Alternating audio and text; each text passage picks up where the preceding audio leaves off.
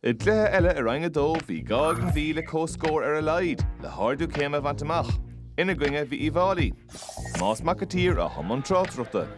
Council shot to Shachs spot, got a hit him out, on Ross Buttica, and Council Bond, not the Shachs of order. Again, Brian Benton.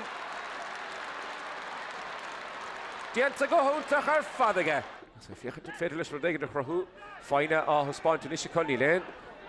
Lane Dower Kunta in the knee tacht to Mach and Council shot to Shachim McDade, Bishop shot down Sherach as Harrison Drasnall, Count Annie Asserfad, and Brattarosh to order him so to turn about the Tron Hona. Hospos saw hard to get Keane McBride, the Shachs Spots, Josh Eller Hoder Ashton saw, Down Sherach, Bintley Shaw, Kadirig a Raytour, Kenny Ledian again Raytour, which a Hunal Hall of Huramachta, Hockey Kane came brunt again Raytour, August Beck, Count on Sputanish let Hogan to saw a Barkey on the hood, Jordan Morris. Die fakkele die aan de beginnish. Ach, een counter, een gerstachse waarde. Kan de hittige maken zo. Leer hoort more Meath te gaan, een counter, baat de stachse aan Tonige.